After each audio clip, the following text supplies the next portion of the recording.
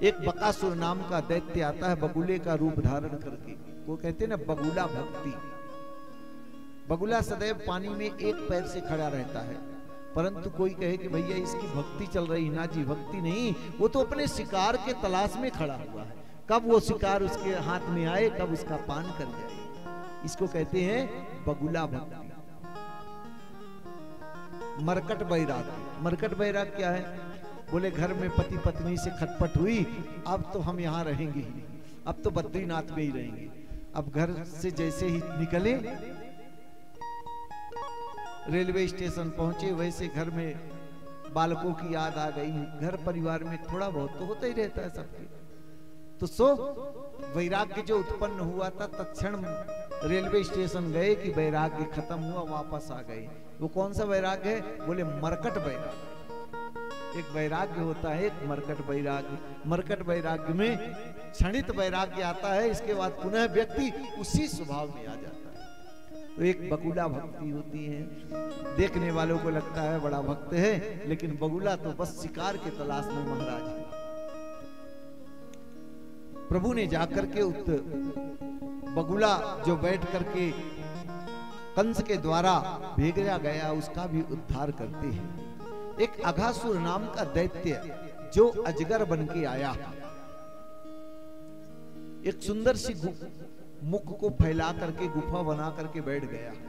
परीक्षित, ब्रजवासी सब बछड़ा चराने के लिए वन में गए हैं, सब अपने अपने घर से। पहले के जमाने में क्या होता था, टिफिन तो चलता नहीं था, कपड़े में ही माँ दे देती थी रोटियां बना करके, और वन में जाते थे वही खाते थे।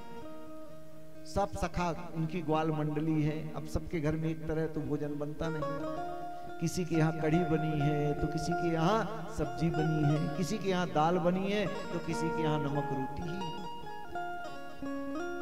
सब अपना अपना ले जाते हैं और जाकर वन में एक साथ बैठ करके और एक साथ ही गोविंद के साथ भोजन करते हैं। लेकिन परीक्षित ऐसे वैसे भोजन नहीं करते।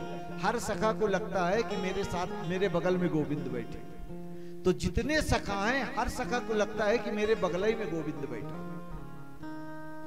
सबके मनोरथ को पूर्ण कर रहे हैं। क्यों? क्योंकि ये जो सखा हैं ये इनके एक जन्मों का पुण्य नहीं है, ये पूर्व जन्म में बड़े बड़े संत थे, तपस्वी थे, मनस्वी थे। आज उन्होंने वही प्रभु से वरदान मांगा था कि प्रभु का अंग संग मिले। आज उन भक्तों के मनोरथ को पूर्ण करने के लिए प्रभु कृष्ण बनकर के, ग्वाल बाल बनकर के गाय चरा रहे, बछड़े चरा रहे हैं। परीक्षित, वह अघासुर नाम का दैत्य एक बड़ी लंबी गुफा बना करके मुंह फैला के बैठ गया। अब ब्रजवासी गए जाकर के, और प्रभु तो एक वृक्ष की छांव के नीचे बैठे हैं। ब्रजवासी उस गुफा की ओर जा रहे हैं। प्रभु समझ रहे हैं कि वो गुफा नहीं है, अपितु कंस के द्वारा भेजा हुआ बकासुर नाम का दैत्य है, ये अघासुर है। आवाज लगा रहे हैं, फिर भी ब्रजवासी मानने वाले का। जाकर के एक ब्रजवासी कहता है, अरे ब्रजवासी आपस में ही बच्चे बात करते हैं, भैया आज तक गाय चराते हो गया, लेकिन ऐसी गुफा हमने कभी नहीं देखी, इतनी गुफा का टाट पाट।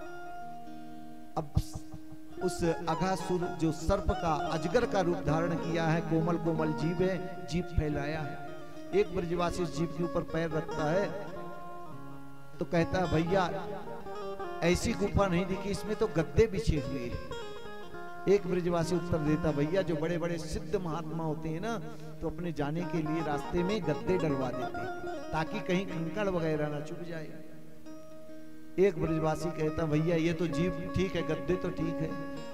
अब उस अजगर के बड़े बड़े दांत थे। एक ब्रजवासी बोलता, भैया ये खूंटे किस लिए लगा डाले?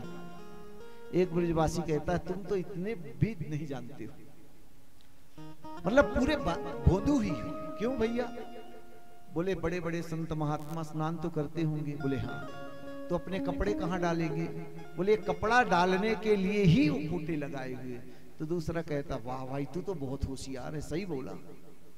और भगवान आवाज देते रहे, ब्रजवासियों मत जाओ मत जाओ, अघासुर पूरा मुख फैलाया है, कब ये आए और कब सबका हम पान करें।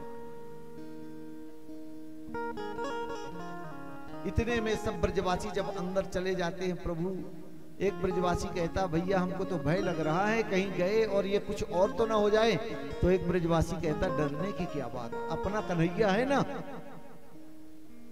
उनको विश्वास है कि अपना ब्रह्म साथ में है ना। सब चले गए, पीछे पीछे प्रभु भी आ गए। अगासुर ने जैसे मुख में गए, मुख बंद कर लिया।